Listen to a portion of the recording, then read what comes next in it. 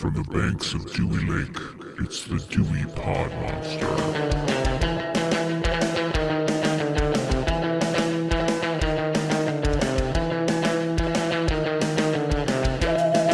All right, welcome back. My name is John, and this is the Dewey Pod Monster Podcast. This is the original podcast about consumption. We are proud members of the You Run Podcast Network. You can check out all the shows on the You Run Podcast Network at yourunpodcast.com. With me this week is the host of the Dewey Pod Monster Podcast, and his name is Sean. Sean, how the fuck are you doing today? What have I gotten myself into, John? Yeah, I kind of felt that way through a good part of this week, too. Watch anything entertaining this week? Where to begin? Where to begin? I don't know. Where should I begin? I suggest we save all Wrestler's Corner for right before the break, because this whole episode could be a big chunk of Wrestler's Corner. Well, I don't have a whole lot else to talk about. Watch two things that are non-wrestling related that I can talk about. I watched a documentary. I want to say it was made in 2017, roughly, called Golden Era. And what that is a documentary about the making of and the impact of the N64 classic game GoldenEye, which was actually pretty entertaining. Like, sometimes you can get into those really dry, like, video game documentaries, and it's people that are overly, I don't know, excited. Have we talked about this before? Not that I know of. This sounds familiar. Maybe you watched it. I think it's free on Amazon or Freevee or one of those. I mean, I wouldn't put it past me, but I don't remember why. I feel like this was brought up in conversation before. But anyway, GoldenEye. There's a dog. He says hi. We had some good times playing GoldenEye back in the day.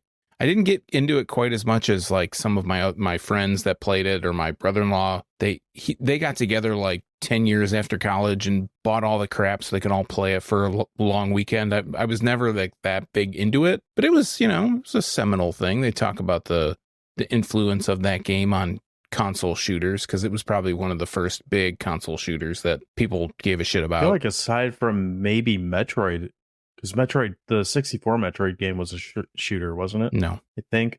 Or was that not Prime? Prime was on GameCube. No, it was GameCube. Yeah. Okay. Then I don't know what I'm talking about, as usual, when it comes to video games. I'm used to it. So it was good. If you want to, we'll have links in the show notes for all this crap that we're going to talk about. The other thing that I watched that was non-wrestling related was, I don't know how I found this. I was like scrolling through IMDb, and there were, I think it was something like a list that said movies from the 80s that nobody remembers or something. And for sure, this one fell on that list. It was called Rockin' Road Trip, and it was actually released by Troma. When we talked about Sold. When we talked about Fat Guy Goes Nutsoid, we said like that was probably one of the least Troma movies ever. I think this one's a close runner-up.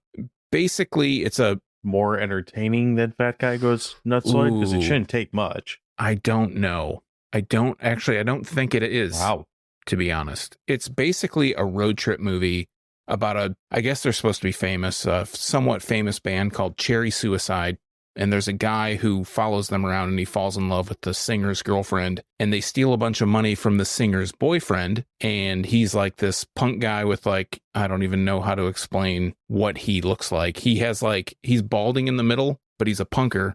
So his hair is like combed in these kind of spikes. I don't know why he has all this money. They like don't the really Prodigy ever get guy? into it. Yeah, like Keith Flint. Exactly. That's a really good observation. Exactly like that. I forget what that, I think it's a reverse there's a name for that haircut, but anyway.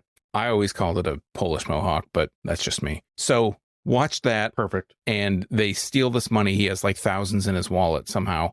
And they buy a van that they don't really ever get into it, but I think it's supposed to be stolen, and they go across country. They're trying to go someplace. There's a blind guy that I thought was Bill Hicks actually for a while, but it's not Bill Hicks, who he provides some comic relief. And it's just kind of like the adventures they get into, but it's just not very entertaining. And it's really kind of incoherent, like impenetrably incoherent. It just doesn't make a lot of sense, the movie as a whole. I don't know. I think the music's actually pretty good. They have a couple bands that I'd never heard of that I was like, I'm actually going to listen to this music outside this movie. What's this movie called again?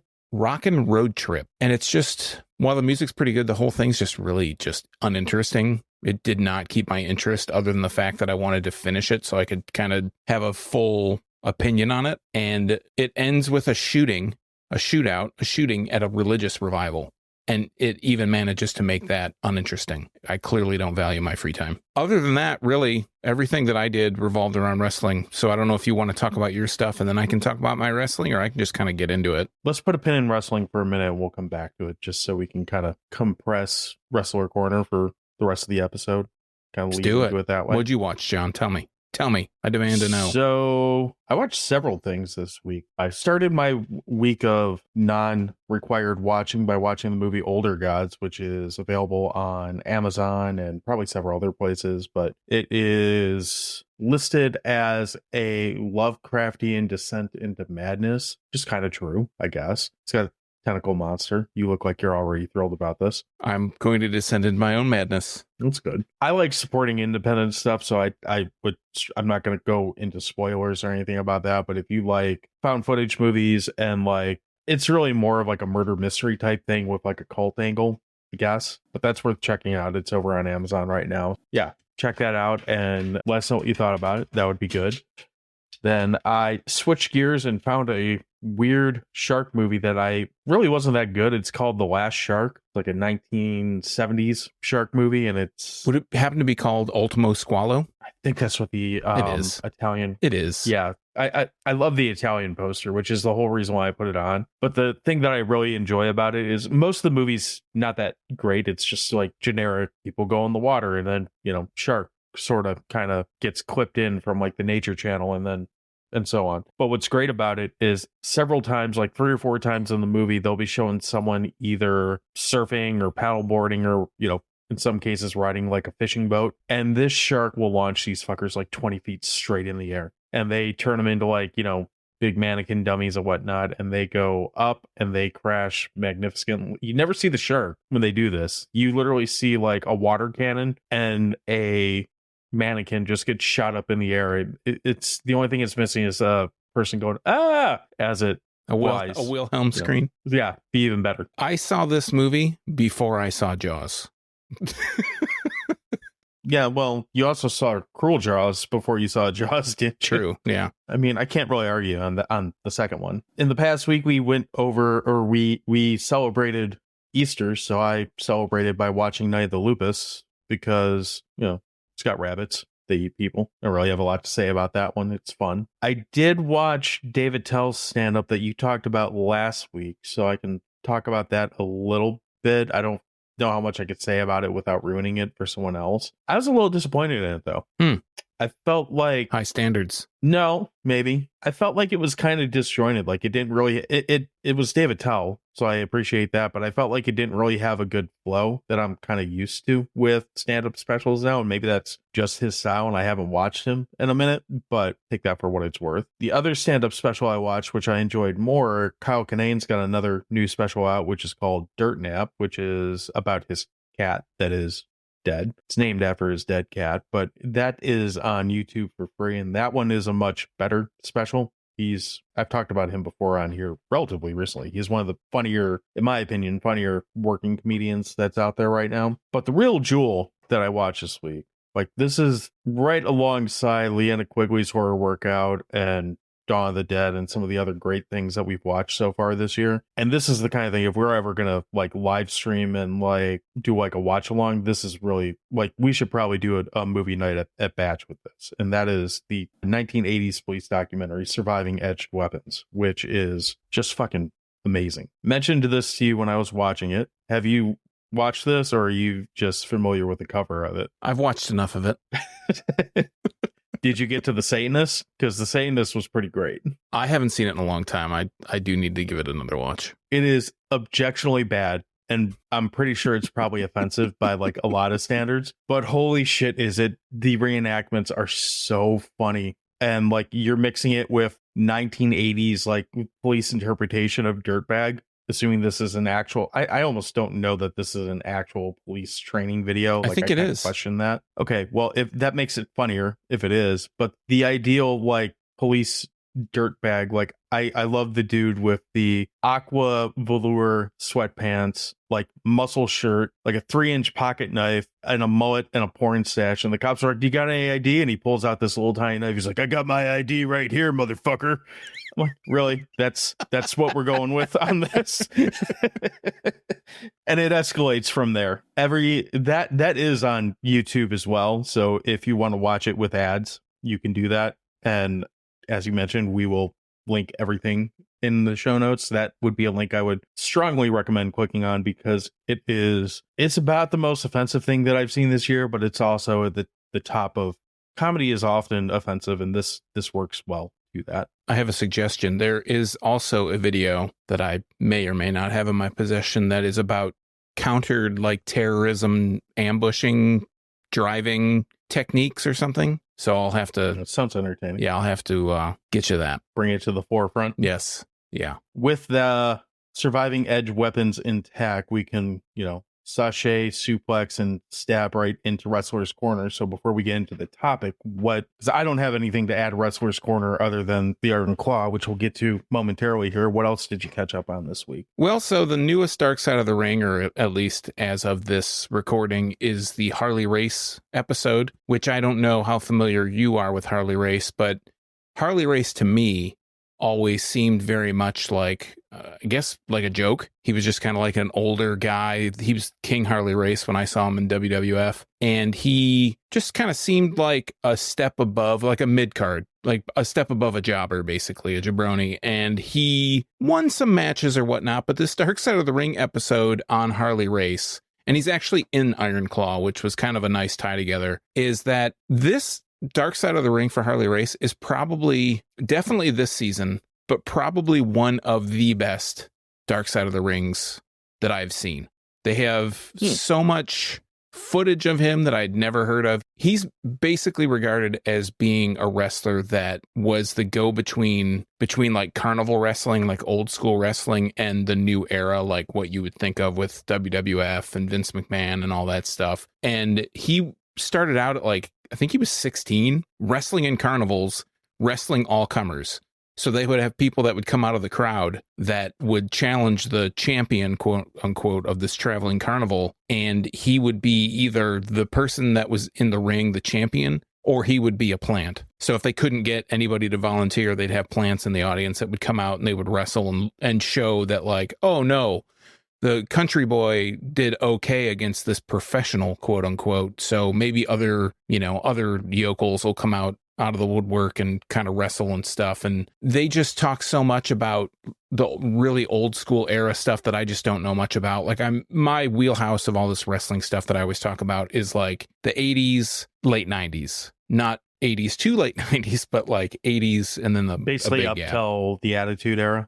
Yeah, I would say the Attitude Era, NWO, WCW, all that stuff. Once WWE kind of became WWE and they took over WCW, yeah, that's my knowledge kind of stops. Once we became interested in the opposite sex, we stopped paying attention to wrestling. At least that's how it worked for me. Well, I was definitely interested in the opposite sex and wrestling for a little while. So other than that, I watched the Roman Reigns WWE A&E Legends documentary, and I kind of watched a few minutes of it, and I turned it off. Because number one, it felt more like a WrestleMania promo than anything more. I mean, and the other thing is, I don't know why when they have so many of these legends, quote unquote, all these people from that 80s, 90s, early 2000s era, why they would profile like a current guy that just doesn't seem like a legend to me. I know that everybody talks about, well, you don't talk about it, but people that follow wrestling have some opinion on Roman Reigns, and I don't watch. He's this guy that kind of looks like Aquaman? Yeah. Yeah, basically. Okay. I didn't even know who he was. I had to Google him. Going into that, this week that just passed was WrestleMania weekend. So I decided I would watch WrestleMania 22 for whatever reason. This is WrestleMania 40, the one that just was on. It's like, oh, maybe it's got some old school guys I remember. Had John Cena, and I didn't really see much of his kind of run. And John Cena was in it, and Booker, and all these people. It was entertaining. It was a lot different. Then, the reason I mentioned at the beginning that what did I get myself into? I watched Saturday and Sunday night of WrestleMania 40, and I'm not a wrestling like current wrestling fan, but it was a really entertaining show. Like last year, I talked about when WrestleMania came out, and I think I watched a lot of night 1 and 2, and it just seemed I thought like, you watched the whole thing, if I remember right. yeah, probably. I That's feel a like I year. took a little bit of a break. Been a lot of substances since then. Lots of shit's gone on since then. Last year, it was, I don't know, it seemed very contrived, and it seemed like it was not wrestling that I enjoyed watching. And I don't think I'm going to start watching current Raw and SmackDown and stuff like that. I don't think I'll get into that, but it was really entertaining. I was really entertained. I was entertained by the sports entertainment. Was it like clearly, I don't want to call it fake because these people do moves and they really get hurt and they really get stomped on and get slammed and all that stuff. They're basically super athletic stuntmen is what these people are, but it didn't feel as contrived as 39 did. And the thing I thought was really curious is that now that Vince McMahon is kind of out of the fold and he's facing, his whole legal shit that's going on. He's on a boat somewhere with Puffy. Yeah. No, did he? They really went out of their way to explain that this was the Paul Levesque era, which, if people aren't familiar, Paul Levesque is Triple H. So Triple H is married to Stephanie McMahon. Stephanie McMahon still has some holding because now WWE is owned by the same company that owns UFC and all that other stuff. So they have what do you call it? An interest in what goes on.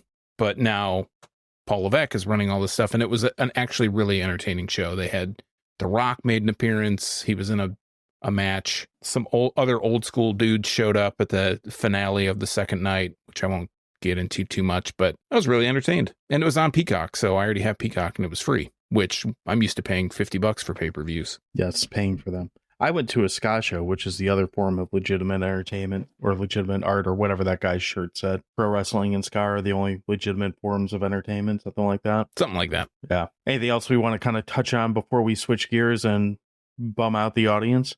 No. Let the bummer begin, as if it hadn't already. So we're going to take a quick break. We'll be right back, and we are going to break down and talk about the Iron Claw.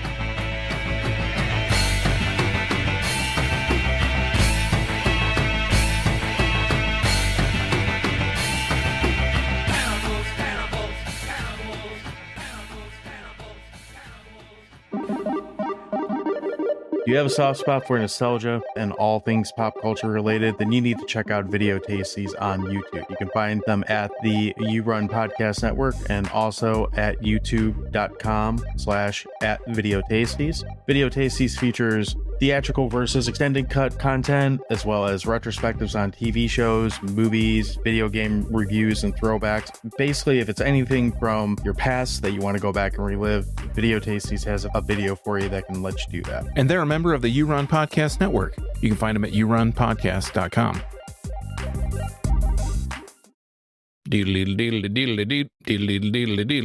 All right, Iron Claw. We start these movies with a third-party review, and the Iron Claw is going to be no difference. This review is from me, a reviewer, who is not me. That's their name. Is me, a reviewer. Are you sure it's not you? Pretty sure. Okay. Last time I checked. Me, a reviewer, gives this movie 3.5 stars out of 5 and says, the beginning was awesome. The ending was it was like eating unseasoned food with no water. It was sad. That's it. Sean, fill us in. Tell us what me, a reviewer, is talking about. Why are they sad? What is this unseasoned food? Give us a little bit of a breakdown on this, and we'll go into telling people that we're going to spoil their fucking movie. They were very sad. So this is the Iron Claw. We go to IMDb, we read the storyline and the plot. Just to mention, this is ranked 50, down 8 from some imaginary number on IMDb, and we start with the storyline, I think. Be down from 42, or we not don't know what it's 50 out of. True, could be 50 out of 5 million. The true story of the inseparable Von Erich brothers who made history in the intensely competitive world of professional wrestling in the early 1980s. And if we go down to the storyline, what it tells us is the true story of the inseparable Von Erich brothers who made history in the intensely competitive world of professional wrestling in the early 1980s. Through tragedy and triumph under the shadow of their domineering father and coach, the brothers seek larger-than-life immortality on the biggest stage in sports. I kind of agree with that. Yeah, how much of the Von Erichs did you know about before we watched this?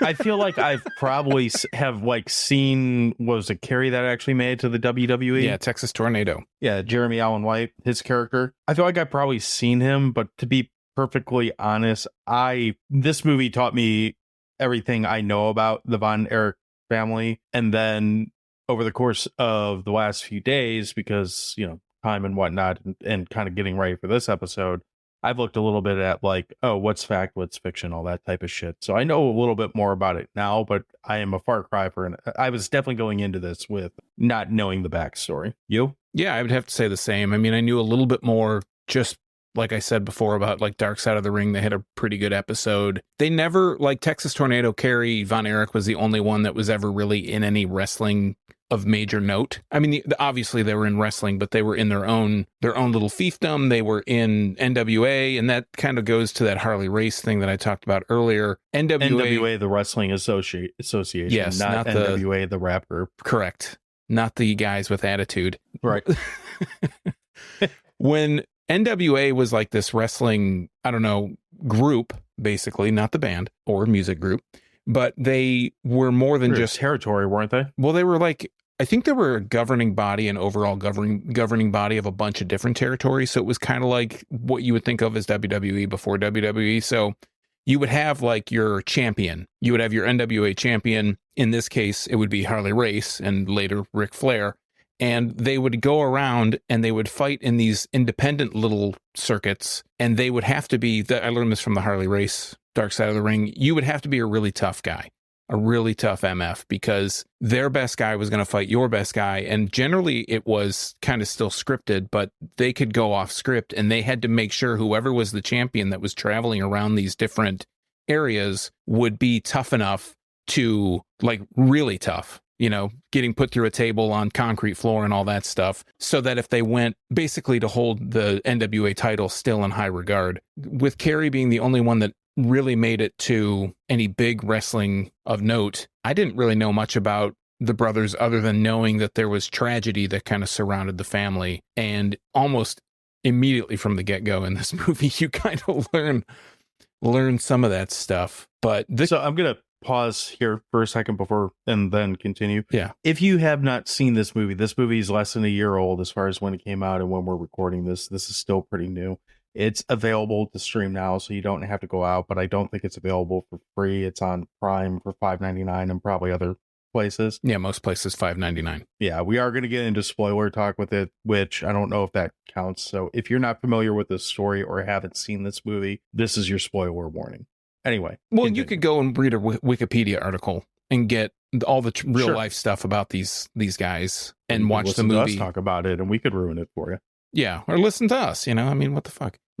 So before we really start getting into the movie, I just wanted to you touched on it just a hair. I wanted to talk about the cast. And we've got Zac Efron playing the oldest brother, the oldest son, Kevin Von Erich. We've got Jeremy Allen White playing Kerry, Harris Dickinson, which I'm not familiar with him. He plays David. We've got Maura Tierney, who plays the mom, and Holt McCallany, who I only know really mostly know from Mindhunters. Oh, yeah. Okay. Forgot about that. Okay. Yeah. And then we've got a few other people. We got Chavo Guerrero. He's a wrestler. He plays a real small part, but he did a lot of the choreography for the movie. And I think, honestly, of all, just looking really quickly at the names here in the Prime cast, that's pretty much all the people that I really recognize from the cast, but it's a pretty loaded cast. Yeah. I mean, a lot of people will probably recognize Lily James. Oh, yeah, of course. You got Stanley Simmons playing Mike Von Erich, so the only brother that's in the movie that we haven't talked about yet. And then you'll see people that pop up that are playing people that you might recognize, like I felt like he was a very out of place facsimile of Ric Flair. But yeah, I don't know if we want to get into it now, but this is like, let's just get into it.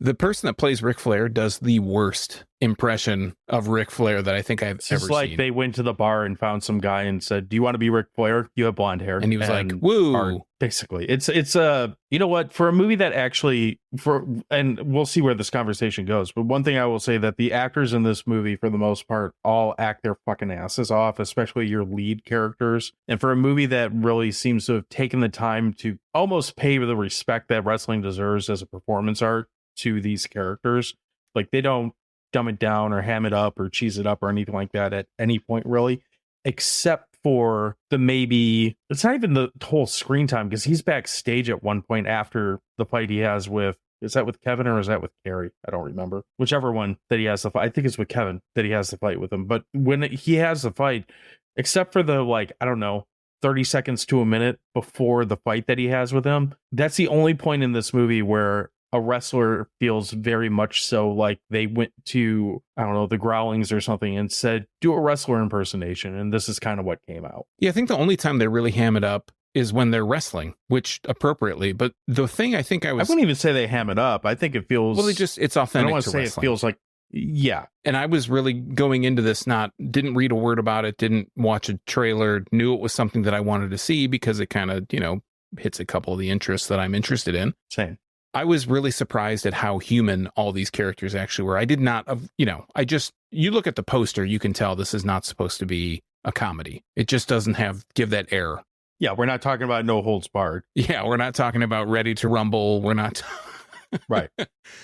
It gives a look that it is a very serious movie. So obviously going into it, I was like, okay, well, I know this isn't going to be too far-fetched. The thing that I like about it is they follow and they portray these characters like they're real people. They don't make them cartoon characters or caricatures. They have problems. They have issues. Obviously, there's this whole curse of the Von Erich family that we'll probably get into, because it's the primary thing about this movie. But it's like the driving force of the movie. Yeah. I mean, it's what the movie is about, more so than the people. It's the shit that happens to this family.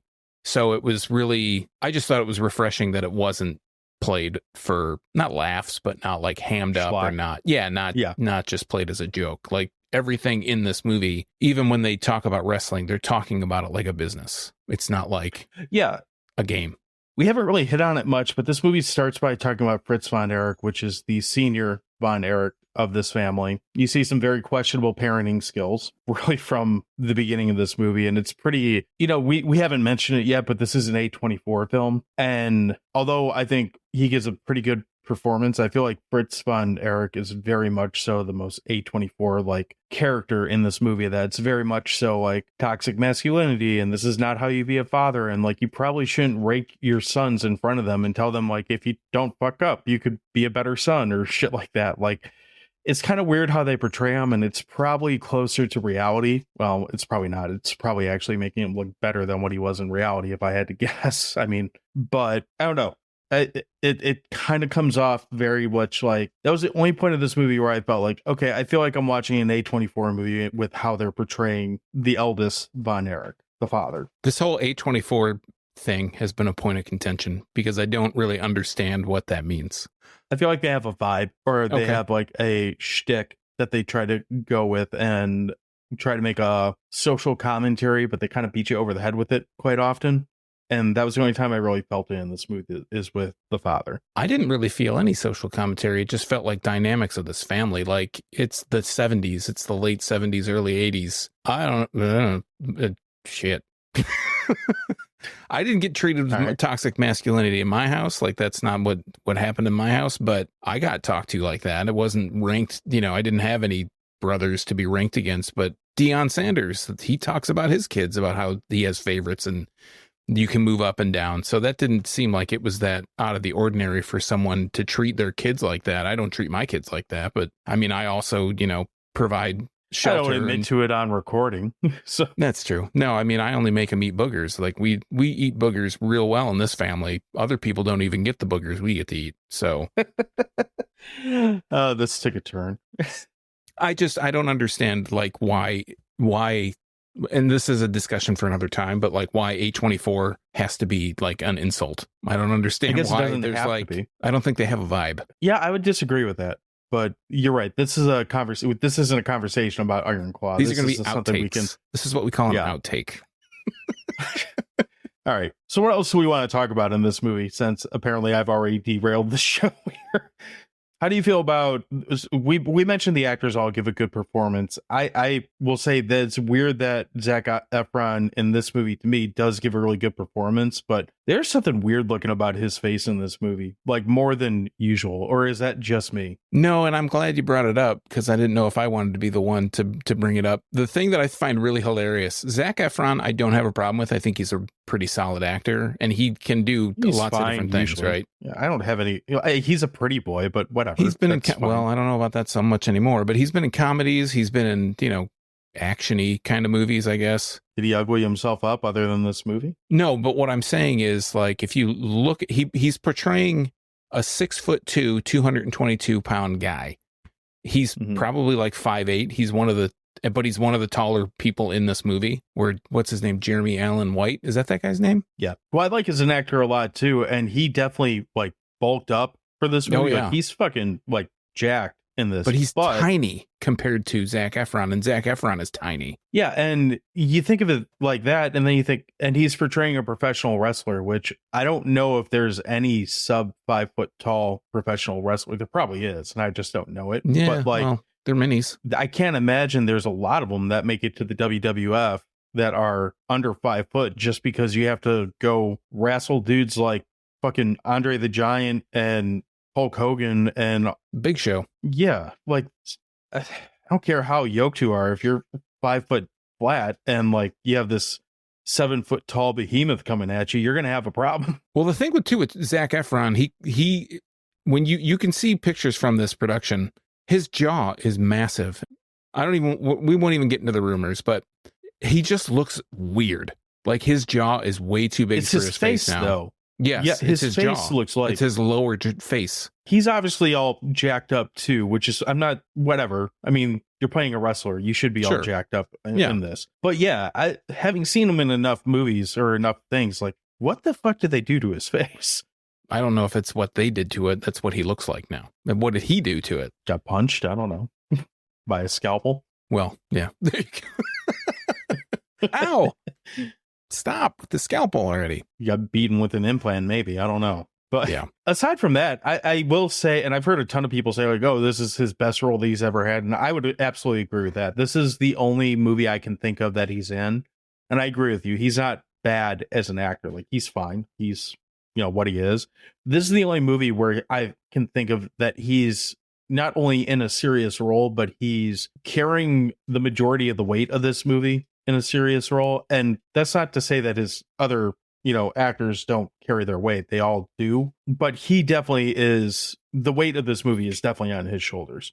This is his like number one starring role. He has not been the lead, like the primary lead in much else that I can think of. But yeah, he does an awesome job in this. And he, regardless of what he's portraying, I mean, he's acting, right? So regardless of the person that he's supposed to be portraying, it's very convincing, and he carries a lot of the movie. And not that anybody else, there's not a single person performance in this movie that I could look to and say, well, other than Ric Flair, of course. And I would say, not so great. Ric Flair is not a lead in any way. Yeah, in this. He's not a primary character in this. He's just a side guy. He's more of a footnote, which is weird enough to say about Ric Flair. So the movie, we never really got into what the movie's portraying, but it's basically like the synopsis kind of told us at the beginning. It is following this family from the start, basically, of Fritz von Erich's career to his sons, who are becoming up-and-comers in his own wrestling federation, and the kind of the tragedy that surrounds this family.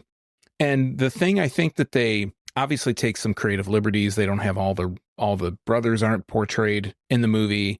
I think we're missing Chris is one of the Von Erichs that they don't even. That's the only one. Yeah, that they don't even mention. And they said they didn't portray him because like time constraints or something, right? There was time constraints in the big picture of like this story. Frankly, he just wasn't, like, I heard the director say he just wasn't a big part of the story. He was like there and gone so quick, and which sounds fucked up to say because you're talking about an actual human being that this happened to. And if I remember right, he committed suicide, similar to several other people in this family. It feels weird that you would leave it out. Like, I almost would rather you kind of cut down on the Fritz von Erich part of the story and just focus more on the brothers in that. But at the same time, this movie is fucking grueling. Like, if you added another layer to that, I could see it turning your audience quite a bit.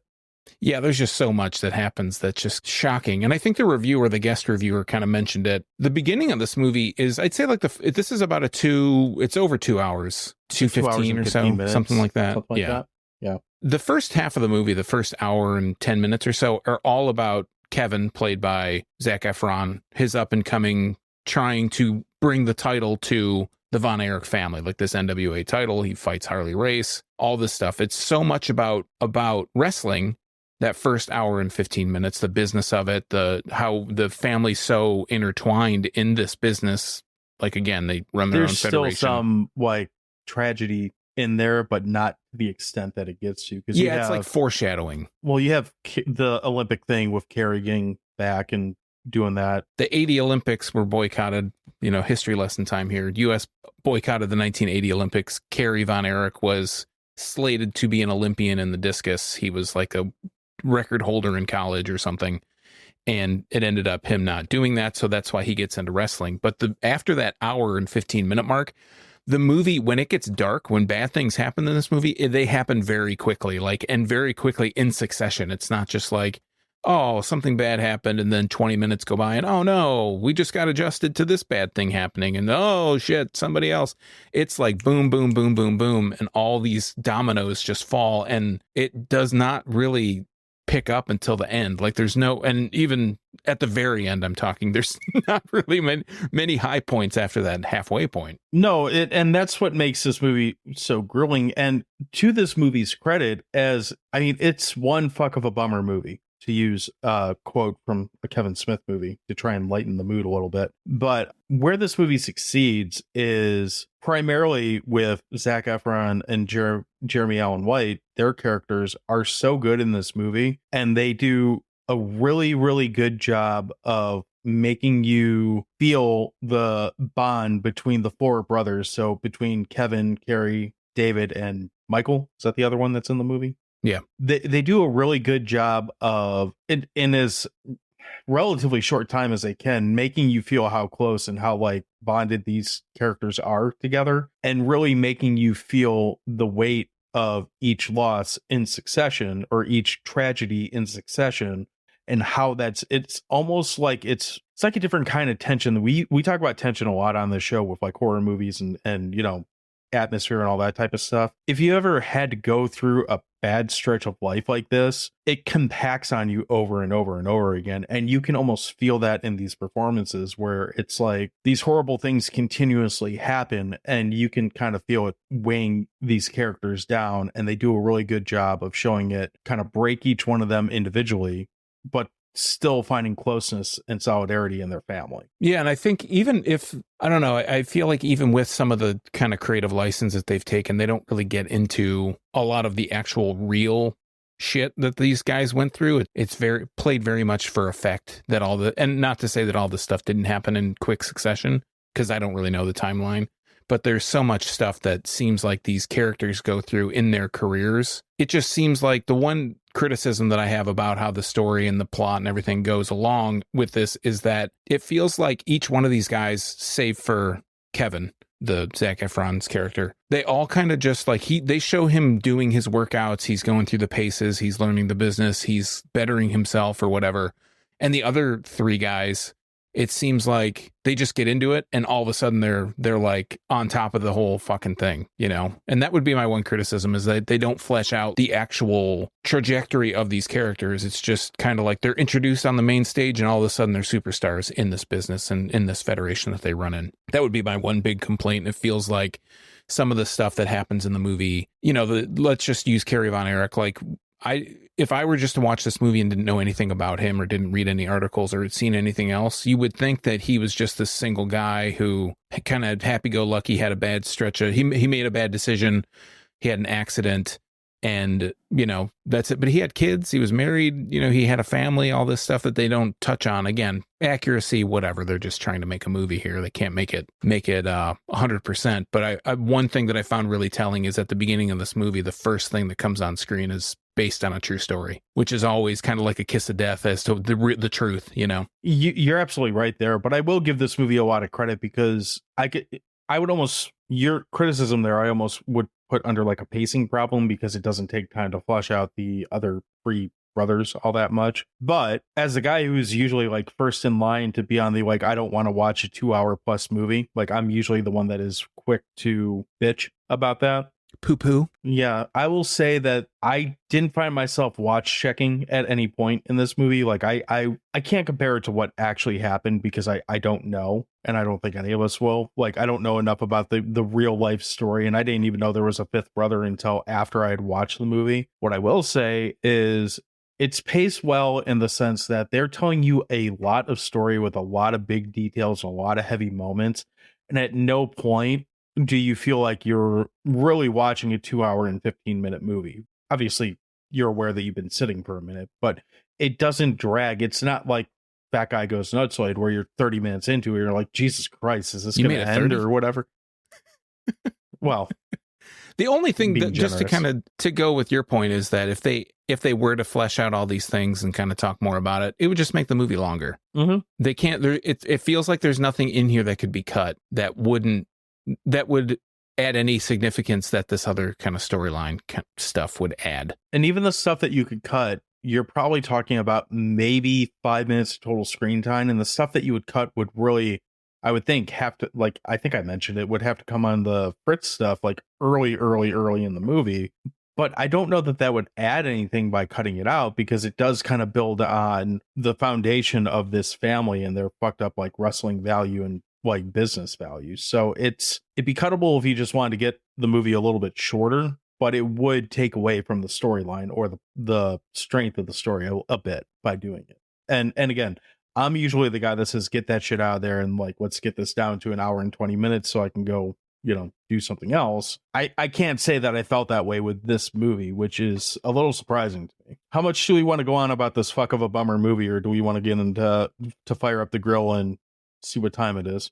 Yeah, I find it really hard because we have to kind of tiptoe around this because it is such a new movie that I don't want to spoil too much. Right. I think the one thing before Hot Dogs I want to say is, like, if you are into wrestling and you haven't seen this movie, it's going to be a movie that you're going to want to see. I would go a step further and say, if you like well-told dramatic stories, take the truth and the fiction part out of it. Just like a good dramatic movie with character building and like tragedy and stuff that will kind of pull at your heartstrings. I think, honestly, if you like quality film, if you don't just want to watch crummy movie March movies, you probably should watch this. Like, I heard a lot of people say this got snubbed on award season, and I don't watch a lot of movies that get nominated for like awards really all that much, but this should have at least been like mentioned. Like, again, Zac Efron and Jeremy Allen White definitely earned their paycheck in this movie. And aside from Zac Efron looking like he got stuck in a fucking time suck, like attached to his jaw of some sort that misshapen him. A time suck was a bad analogy. Yeah, I don't know. It's a bad analogy. But aside from whatever happened to Zac Efron's face, like the performances in that, what between him and Jeremy Allen White alone justify watching this movie, in my opinion. And I think the thing that I also like about it is that it puts serious, it makes something that society doesn't really consider to be serious, professional wrestling in this example, but shows you the human side of it. Doesn't make fun of it, doesn't talk down to the people that like it, doesn't talk down about this family that this real shit happened to, and just treats them like human people who, human beings that just happen to be in wrestling. So without further ado, then you're in for a big treat, bro, because it's hot dog time. You know what that means, John? It's hot dog time. Who's going first? I'll let you go first. Hey, this movie's a solid movie. I'm going to give it 7 iron suplexes out of 10 hot dogs. Sure, we'll go with that. It's a really well done movie. It's really beautifully shot. It looks good. It's got that grimy, like kind of underground wrestling, not underground, but like not WWF wrestling feel. So it's smaller arenas. It's lit really well. It's from a cinematic standpoint, you kind of get a feel that this is set in a different time than where we're at currently. The performances are all great in it, and I really have no major criticisms of the movie itself, and that probably primarily comes from the fact that I don't know enough about the actual story. I guess my biggest thing would be, this is not a movie that I will ever want to rewatch. Like, I don't see myself being like, oh man, I'm having a great day, I'm gonna go watch the Iron Claw again. That's not gonna happen. It's not like a feel good movie in any stretch of the word of the phrase. Words can't talk. Words are hard. Yeah, words are hard. But it is, I mean, it's a very, very well done film, and is something that you probably should watch at least once. I just don't see myself going back to it at any point. And when I like being able to rewatch things, and I can't see that. So that's where the only thing I would really knock it down on is, I mean, it's enjoyable in the sense that it's a good film, but it gives you all the bad feels instead of the good feels. Yeah, no, that's the thing that I liked about this movie, is that it's a bit of a bummer, but the story, the real story, is a bummer. I like that they don't play at anything in this movie. Not to say there's no humor in this movie, but they don't play the wrestling part of it for laughs. It takes it very seriously. Like I mentioned before, this is a realistic portrayal of people who happen to be wrestlers. So that's what I really liked about the movie, is that they really get into the human story behind these people. The big criticism, as I again mentioned earlier, that I have about the movie is that they don't take time to flesh out some of the careers of these guys. But the other side of the coin is, if they did that, they would either have to cut something else out, or they would have extended the time of this movie. There's no real watch checks like you mentioned before. The things that I think I would mention is that once you hit that halfway point again, it just really slides downhill real quick. I like kind of bummer movies sometimes. This kind of hit at the right time for me. I got to give the Iron Claw 7 claws. Couldn't think of anything more original out of 11 hot dogs. And I think, other than probably The Wrestler, this is one of the more realistic, or probably the most realistic portrayal of, a day in the life of a wrestler, essentially. Like the self-doubt that comes in, the nervousness, taking your first big bump out, outside the ring on the concrete and not living up to your dad's expectations.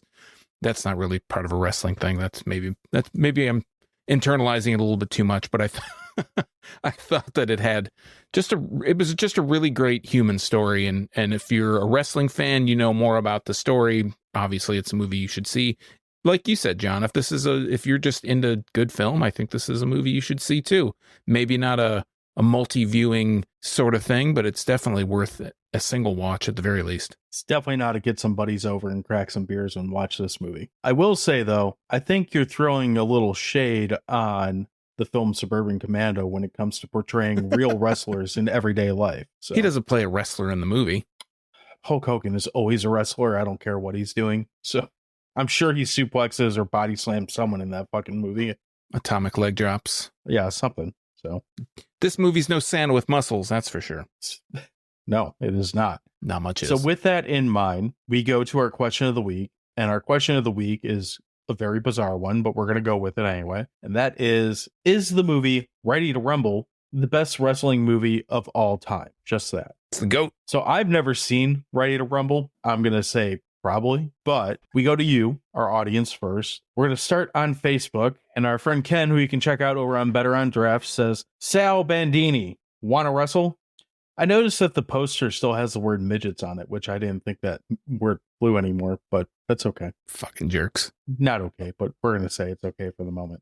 Anyway, over on Threads, we have a Threads account, and we asked the same question, and Scott over at You Run Podcast, you can check him out at You Run Podcast and find all of the network shows at yourunpodcast.com and all that other good stuff. He says The Wrestler was good, but his all-time favorite is absolutely No Holds Barred. Hard to argue. The movie's fucking... Yeah, two great picks. Chef's kiss. So I've actually not seen The Wrestler, and I kind of forgot about it. That's one of those I wanted to see, and then, enough time goes by and something, and it just shuffles to the back. And then yeah, too much. That's exactly what happened. On your mind. One of these days, I'm going to have to fix that. I know it's got Mickey Rourke, and I usually like him. Over on X, so we're going to start with at Pornstash WWYD. They said simply, "Have you seen Iron Claw?" No, we haven't. Nope. What's that? No, it's no Ready to Rumble, and we're going to leave it at that. At Harris Dam says, one of them. It definitely has nostalgia points. So apparently Ready to Rumble has nostalgia points. Our buddy BP over at Let's Talk Horror,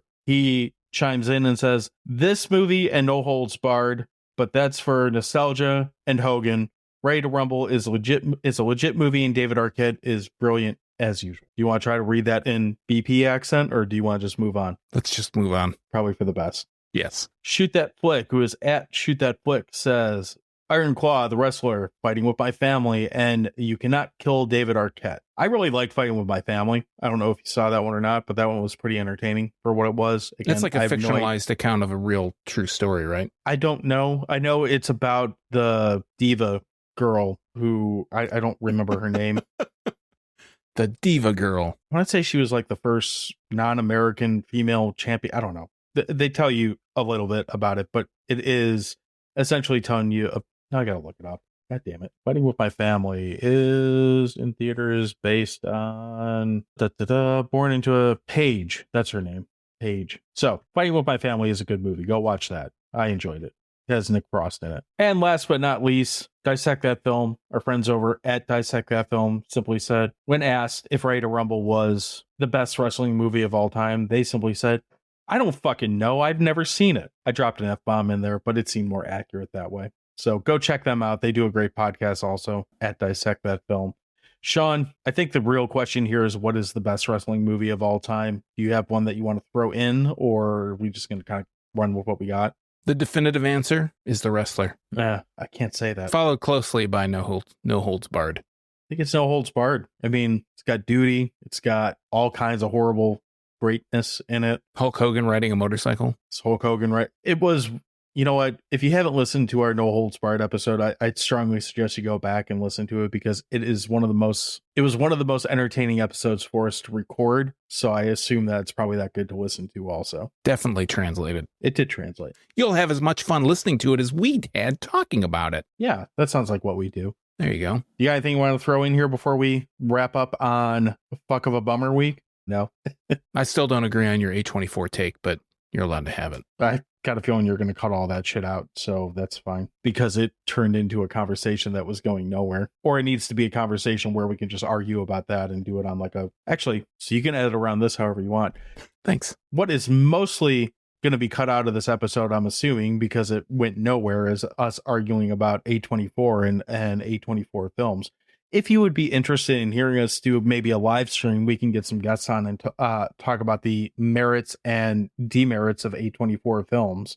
Let us know. Send us a message on Spotify. Send us a message on Instagram, Facebook, wherever. All those social media things. It's a good place to kind of yell at us and tell us how we're dumb or how we're not dumb, whatever you want to do. We are at Dewey Pod Monster on all those platforms. Tell us what you would like to hear us talk more about, whether it's A24, or maybe you just want to hear us talk about, was it Rockin' Road Trip or whatever the fuck we were talking about at the beginning of this episode. Hit us up there. You can also find all of our previous episodes on our site, which is crap.town. You can go to yourunpodcast.com and find all of our previous episodes there, as well as the other shows that are on the You Run Podcast Network. All available for you. Definitely worth checking out. Sean, I sound like I am babbling like a moron. Please wrap us up and finish this episode. Oh, I'm sorry. You're talking to me? No. I was too busy watching the trailer for Ready to Rumble on IMDb here. I was going to say, if you want your question of the week answered on this question of the week portion of this show, you can follow us at Dewey Pod Monster on all the social media platforms. And hey, thanks for everybody again for voting on the polls that we put up. If you have feedback, like John said, leave them on Spotify, social media, all that good shit. We'll find it. We'll talk about it. We'll maybe reply to you, and you'll make our day. If you want to find any of the stuff that we talked about, it will be linked in the show notes. Also, if you're interested in any kind of Michigan beer content, you can follow me at youtube.drafttherapy.com or find me on all the social media networks at Draft Therapy. Yeah. All right. That's it. Sayonara, buttface. You lose, American asshole.